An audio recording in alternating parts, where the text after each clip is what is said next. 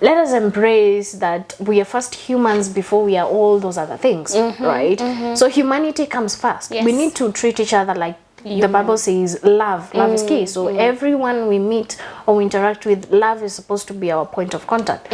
So out of that, I tend to, if we are able to start from the basics, you know, and be able to appreciate, okay, as much as you're different, right, it doesn't take away anything.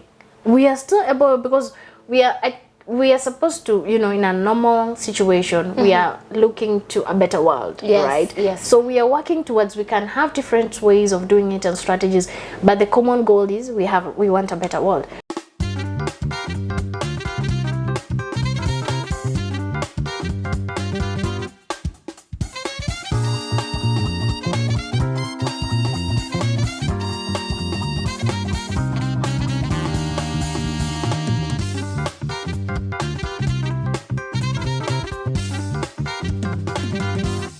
Welcome to Unfold, where we see with a different eye and of course visualize with a colorful mind. My name is Hildah Lumati. Now we need to be gender aware, we need to be gender responsive, we need to be gender sensitive and gender equal, but equal in a very positive way. Today I am here with Susan Nyabena, and we are going to have a conversation around what are some of the stereotypes, gender stereotypes in our community, and how have they affected us as human beings, and why it is very important for us to renew our minds. Welcome. Thank you so much, Hilda, for having me. My name is Susan Nyabena, as she has said. I am the executive director, let me say, for Gender Inc. We've upgraded to Mesonga Juu kidogo. Yes, and we thank God. Thank you for having me. I am honored to host you today. This is for the second time. Yes. The last time Susan was here, guys, we were talking about saying no to GBV, gender-based violence. If you haven't watched that video, go and watch it. So Susan, karibu sana. Asante. Today we are on a different topic. Oh, yes. You are the founder, okay, the executive director of Gender Inc. Oh, yes. A very beautiful, should I say organization, or what is the word? Oh, yes, organization, firm. It's a consultancy firm. So my question is, why Gender Inc.? The name?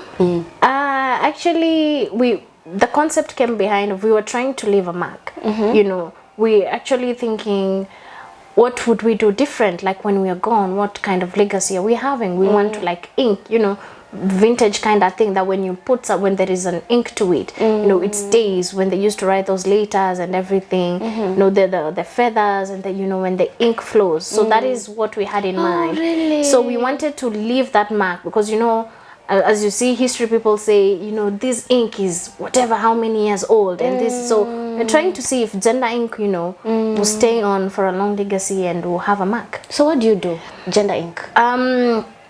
Right now, in simple term, we are trying to bring, or rather nature society that is gender responsive, gender aware, you know, and gender equal. And the major focus is we're trying to bridge the gap between the grassroots, or rather the rural people, with the corporate, or rather the high level. Reason being, most of the time policies that are made, if you check gender policies, whatever policies that we do have nationally, even to quote, they are made with the rural people, the grassroots people in mind. But the implementation of the reality, like, does it help the rural people, the grassroots people? Because how many policies have we had that are supposed to change those lives? But yet again, right now, if you go to your village, they're not even aware of any policies that were done in 2010, you know, way back, a decade back. They're not aware of such things. So we are trying to bridge the gap, you know, and be able to connect. If you're sitting in a room, in a boardroom, and you're making decision about someone, because you're actually, how you argue your point to be able to, you know, get the traction, get the funds, is because you're going to help these people on the ground. Then we need to see the change. You know, policies get reviewed. I don't know, after 3 to 5 years, when we see the review, we need to see a difference. You know, where did you start? Where is it? So basically, that is what we are trying to do. And with that, we do offer services. We have gender audit and assessment. We definitely have something on sexual and reproductive health rights. We do gender policy development and reviews. We do capacity building, and definitely we are doing awareness and advocacy. And awareness is like all through. Any time we have an opportunity to sensitize people about gender issues, we do. We talk about these things, you know, trying to shift the narrative, you know, change it, kind of unlearn, relearn, you know, and do a whole new segment of socialization. Yes. And now just talking about gender, that means a man and a woman. That is actually what, you know, people are focusing on right now. Yes. So in our society, or rather in our communities, we have some stereotypes about men and women, and it has actually affected how people express themselves because people are not comfortable. Juu umezaliwa ukijua mwanaume anafaa kukua hivi, mwanamke hivi. So it has become something that has really strained a lot of people when it comes to just living life.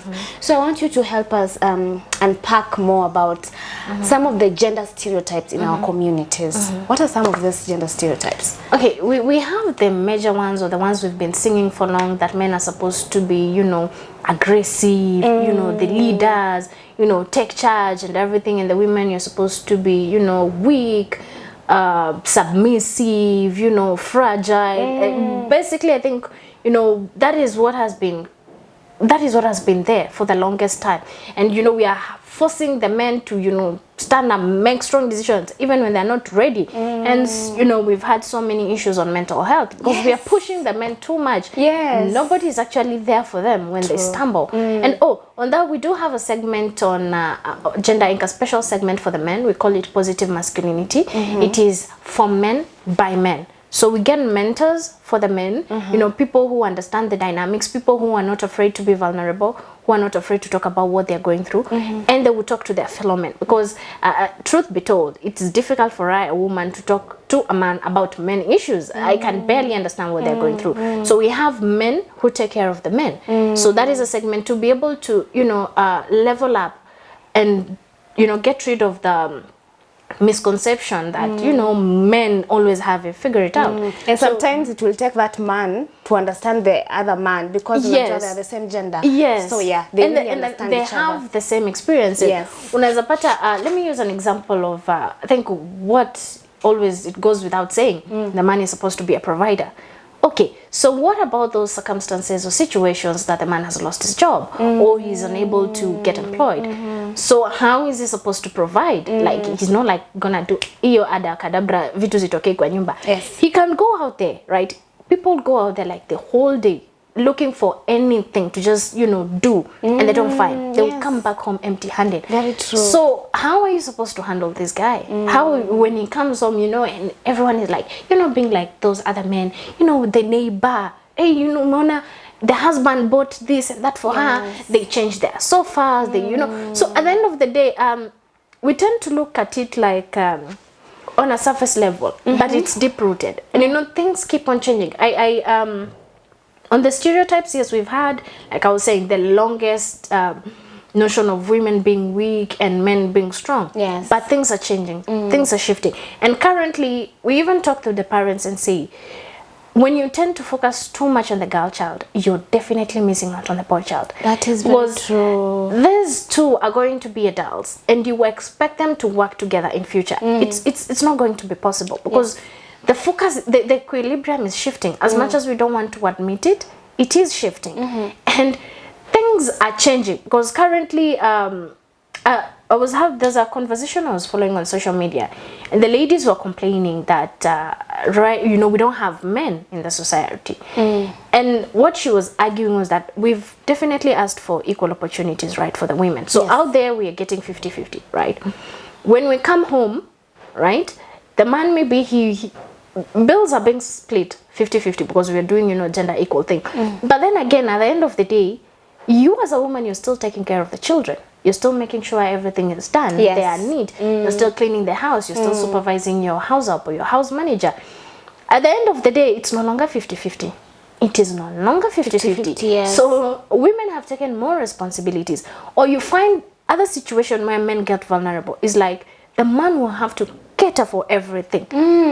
Everything. everything. And you're like, okay, out there, the problem is, I feel when we did make policies to have the equality, we forgot, or rather when we were sensitizing people, is that the policies are actually feasible outside the home. You cannot implement those gender policies at home. Now, when we are out there, when we are doing 50-50, let's say, for example, the lady is in a different organization, the man is in a different organization. Yes. So this man has been there for a while and is supposed to get a promotion. And then the organization is like, no, you cannot do that, so would have a lady take over, right? The wife or his woman would feel the impact. Because you see, at the end of the day, what he was supposed to get, he had to wait, because we are trying to level up. We're trying to get to gender parity, having more women in space. So at the end of the day, without realizing, we are affecting our households, the private sphere. So as much as patriarchy, people are talking about patriarchy being dismantled, getting rid of patriarchy. As you're getting rid of patriarchy, you have to give people something to take up on. Yes. If you don't, the society is inasambaratika. Because right now, if let's say I lose my job, and or maybe when people are hiring, if compared to a man and a woman, right, the man doesn't get he doesn't get a job. When he goes back home, it's not like at home the wife would do like we are doing, gender equal. Okay, so we'll go down. I'm going to take care of it. Reality is it doesn't happen that way, True. And then another thing, when we even talk about affirmative action, I was looking at a situation. Let's say we have a single dad and a single mom, right? The single mom, the child, she has a son. The single dad, she has a daughter, right?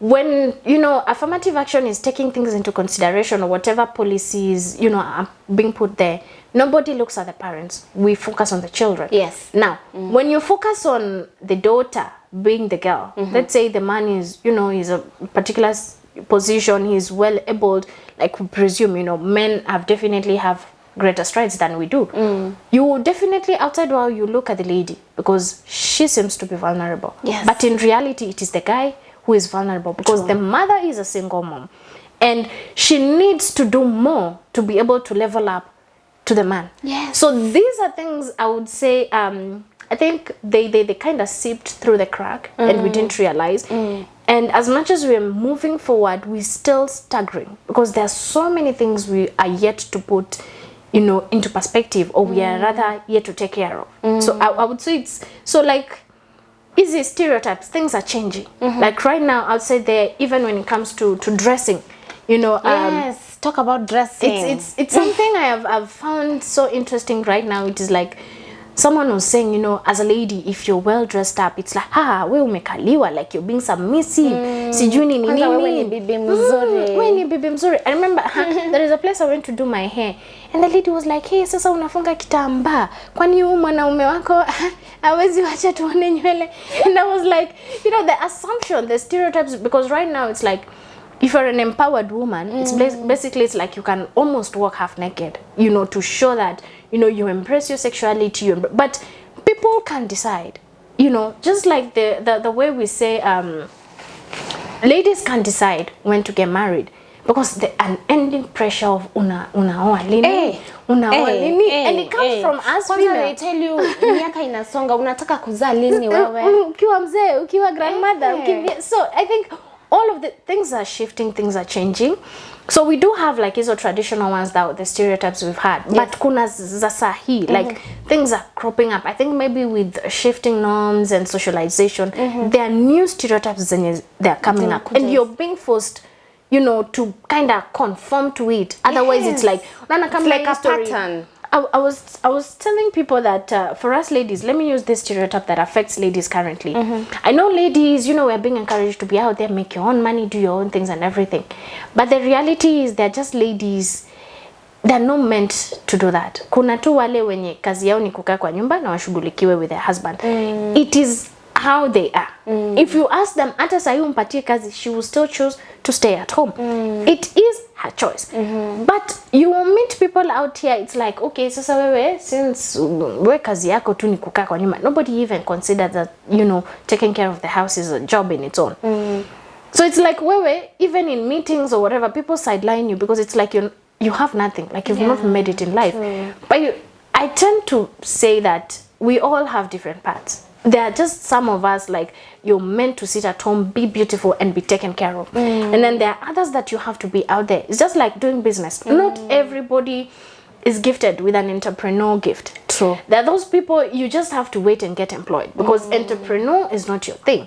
So these stereotypes, like, every woman has to be out there, and it's like, you know, as a woman you can do anything and everything. Amka, enda washe nguo, enda upige sijui dasta wapi. It doesn't work for every lady.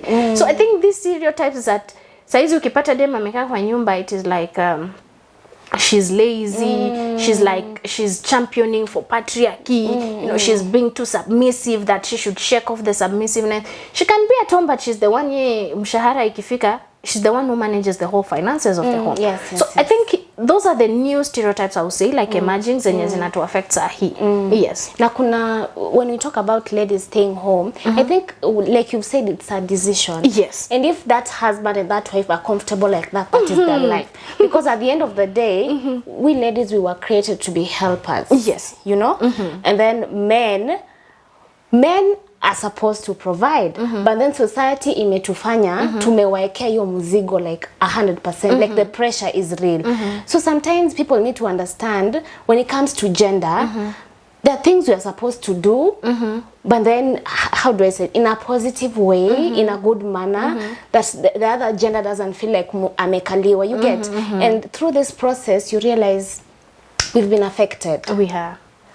People have been affected, and people are not able to express how they feel just because I'm supposed to be like this. And it, like you have said, it has really affected our mental health, because mental health has become a big issue. It is. Especially in homes, in marriages. So I want you to talk about how these stereotypes have affected us as human beings in a way that we cannot be comfortable to express ourselves. I think, like you've said, definitely mental health is key. It's really key. Yes.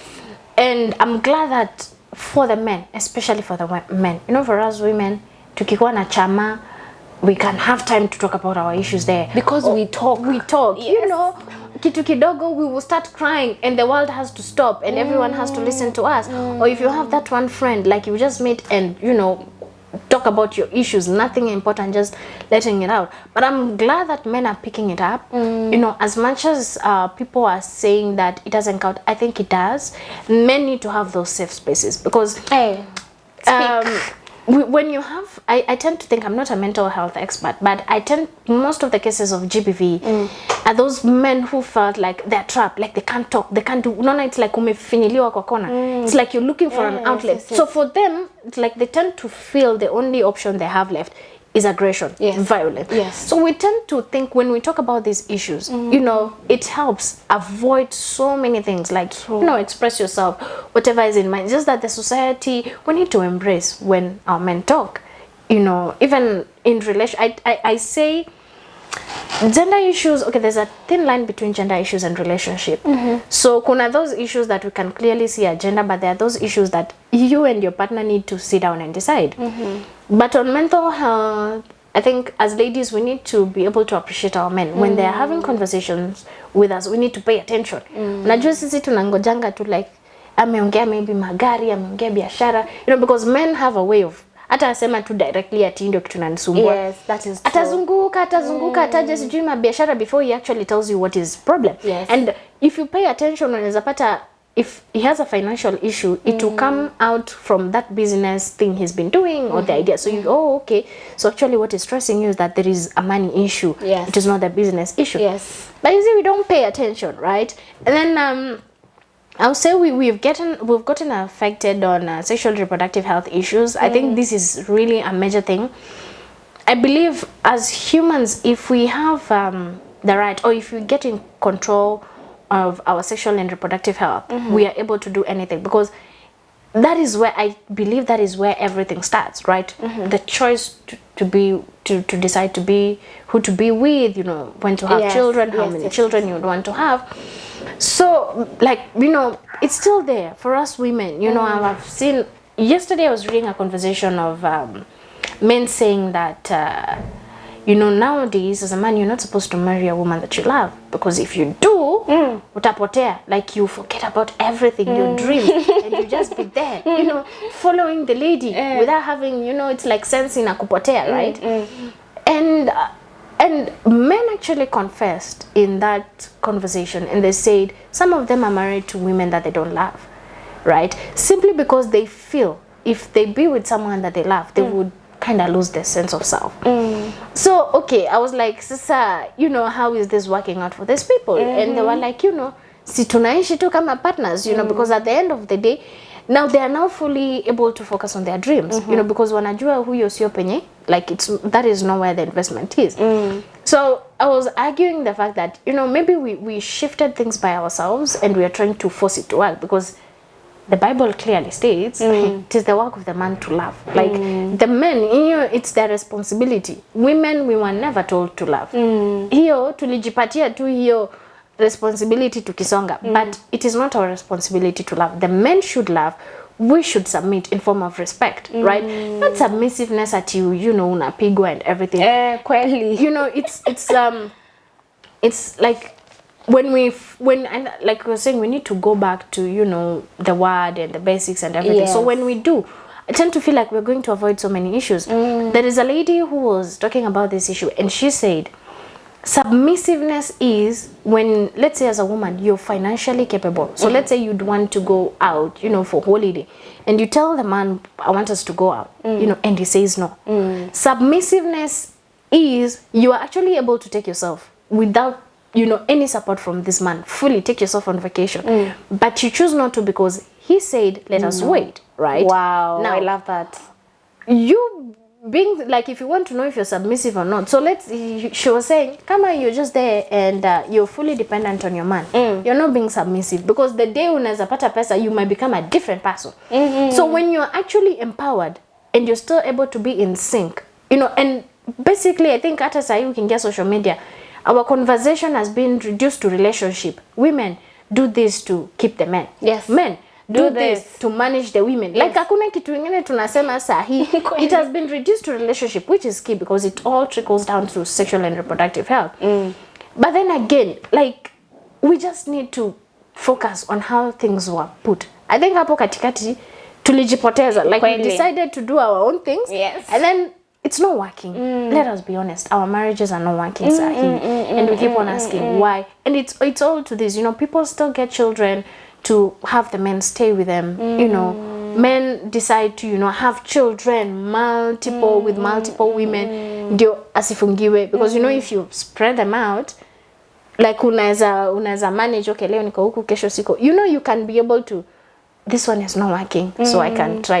this one, you know, so it's like they have options. So if you spread your kids out, right? So I think with the new coming up is stereotypes, we get affected in so many ways. I feel like tumefika mahali tunatembea tu, like we are not even sure where we're going. We're just, it's like kila mtu anagongana, so it's like we are actually stuck, because one is coming, you know, and the freedom to opinions and thoughts and everything, because right now you can say something morally, it's wrong, you try to highlight, and then kila mtu ako like, it's my life, my choice, my meaning, like ini maisha yangu. Kweli. Sometimes we agree ni maisha ya mtu, but sometimes we can clearly see it's destroying you. So we can come in, we should come in and, you know, kukusongesha kidogo, stick to a different path. But so kila mtu na their own opinions, bana dunia, we are just knocking each other and moving on with our, you know, own opinions. Yeah, so I think if I would say in summary, those are the major things. Like ni kama we are just scattered. And you've just reminded me, I've thought of those men who are single dads and they have daughters. Do you know society really calls you names because you're raising a mtu ako like, we mwanaume unaleaje mtoto msichana, how do you even change this lady's diaper, unaona? So it has become something that is really, it needs to be discussed, because this is the father to this girl. So for example, there are people who have lost their wives when the children are still young. So it is the responsibility for this dad to take care of this child. So people should stop saying mwanaume ufai kulea mtoto msichana hivyo, unamvalisha aje, you know. I've heard people say such things. And also when it comes to stereotypes, there's another thing that I've thought of when people tell ladies umenona. Ufai kukaa hivi. A woman is supposed to look like this, gracefully. And then men are supposed to be tall, dark, you know, handsome. And it's just something that has really eaten us up. Like you have said, it is seeped through the crack. I love that. And people don't have such conversation. And I want us to talk about just having gender inclusivity, because that is one of the things that you do. So how can we have gender inclusivity in our communities, our society, in a very positive way, without making the other gender feel bad about the other gender, if I will say that. I think maybe before we even get people to be, you know, before we ask getting inclusive, kwanza we need to, I tend to feel we need to manage, or rather take care of the gender war. Because it's like it's men versus women. Like kila mtu ako head to head, like who's winning. You know, even when you're having opinions about something, it is like nani ata manage mwingine, like who's going to win the conversation. So I think we need to take care of that and realize that we are actually working together for a common goal, not against each other. We're not competing, because even in relationships, people are competing. Like you're with someone, but muna compete. Like you're supposed to complement each other. Kweli. So I think being inclusive with kwanza Kenya being, you know, a very tribal country, those are places we need to start from. You know, let us embrace that we are first humans before we are all those other things, right? So humanity comes first. We need to treat each other like the Bible says love is key. So everyone we meet or we interact with, love is supposed to be our point of contact. So out of that, I tend to, if we are able to start from the basics, you know, and be able to appreciate, okay, as much as you're different, right? It doesn't take away anything. We are still able, because we are supposed to, you know, in a normal situation, we are looking to a better world, right? So we are working towards, we can have different ways of doing it and strategies, but the common goal is we want a better world. So your inclusivity is to allow people, like I was saying, like for policies, how are we having those rural people coming in? I've seen, you know, these sessions, like, I wouldn't call them sessions, like workshops and everything, and they're supposed to be for the rural people. And, you know, the flight ticket peke, no, not, we've even confirmed, the visas. Like, kulipia visa peke, ukipega hii hesabu, if you're from the rural area, will you like hustle for the visa? Will you pay the school fees? Are you supposed to take care of your business? So I think toning down on such issues, right, helps to include everyone. We are able to cut across, and we need to let go of the idea that we are all homogeneous. Kila mtu ako like, okay, women are like this, or men are like this. Everyone, we have different needs. Like, just an example of maybe people living in urban areas and people living in the rural areas. Very, very different dynamics. So if we are trying to include them, it has to, you know, we have to break it down to be able to understand what are these people, what are their needs, you know, how are we able to bring them on board. Because, you know, because saying, come on, Nairobi, you may find someone living in a bedsitter, and maybe it's like 10,000, that is rent. We've not talked about transportation, the food, blah, blah, blah. Mtu mwenye ako ushago, 10,000 can get them even a 2-bedroom or even 3-bedroom. And then, you know, ushago, by grace, unapata tu hata mboga zimemea, you know, everywhere. Or, you know, things are quite cheap sometimes. So you cannot compare how watu wawili, like someone living in, like, let's say Nairobi, to be specific, and someone living maybe in the rural areas. So I think when we consider the dynamics and, you know, be real that we are not homogeneous, we are able to take care of each other's need, which make it easier, or gives them a platform and an opportunity, or rather encourages them to be able to participate. And, you know, they're included in whatever is going on. So then, therefore, we are able to have things moving, right? So let's talk about renewing our minds.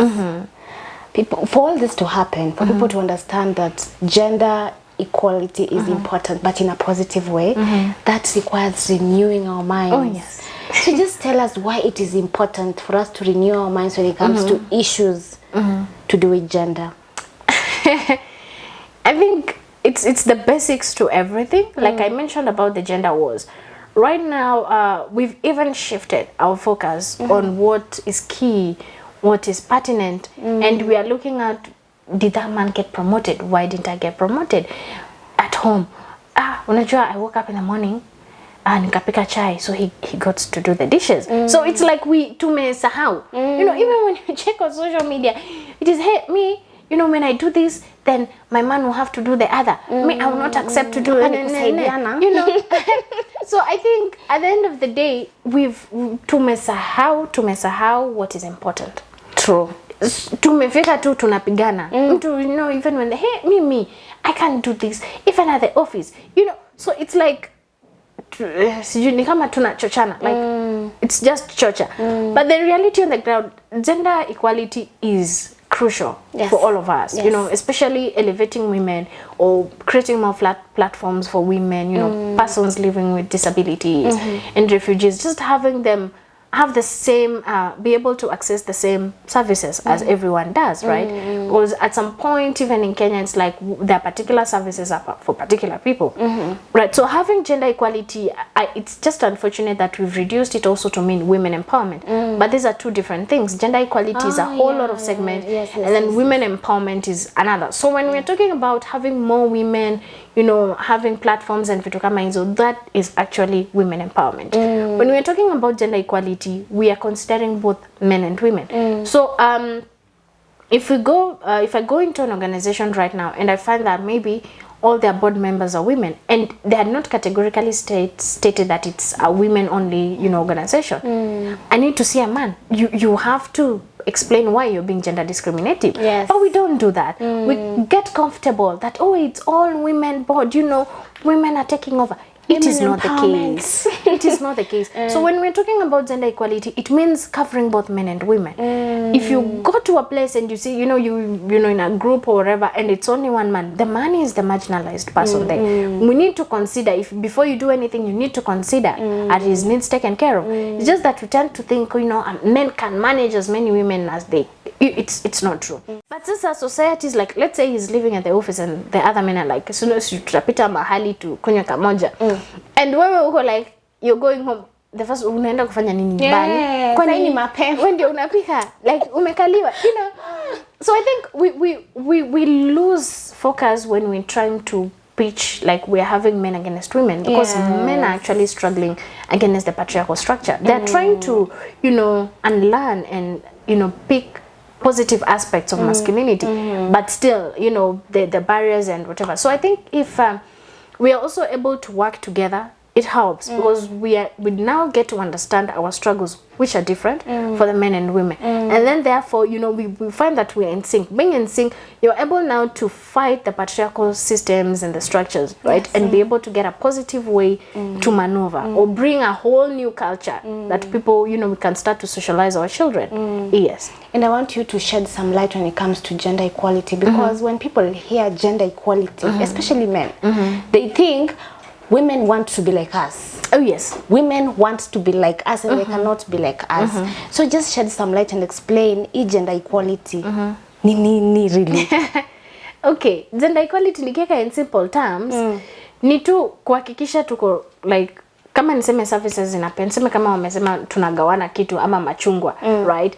And kuna, you know, men and women. So sasa hii machungwa inagawa, it should be equal for all of us. Yes. If I niangalie since kama ni, unajua kama for example hii stereotype like ladies unafaa kukula kidogo, ufai kukula mingi. So tukigawa hii chakula, dem anapewa piece kidogo, because unajua usikule mingi utanona, usikae vizuri, right? So if I use that analogy, that is how basically gender equality is. So if you're supposed to share something, it's supposed to be equal. Like, regardless, we are not looking at if you're a woman or a man. We are looking at it from the aspect that you're human. You're human first before you are men, women, and all of those things, right? Yes. So looking at it from there, then we are able to distribute things equally. Yes. I remember there is this organization, let me use their example because it also helps. There is this organization, they were recruiting. So they were very specific. They said, do not put your photo, because some people actually attach their photos on their CVs. They said, do not put your photo, do not state your marital status, do not state your gender.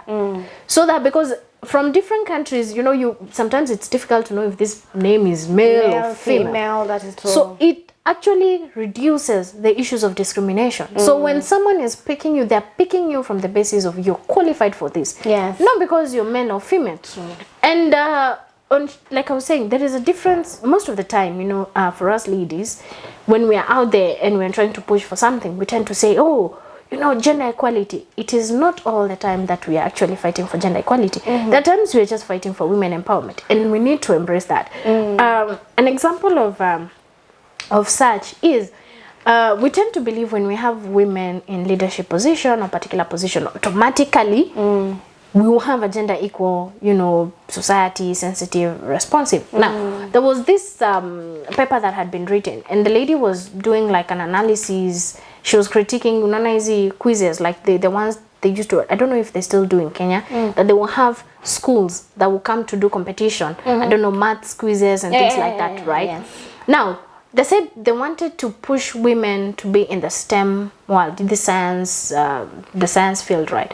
So what they did, they put the moderators of the session to be all female.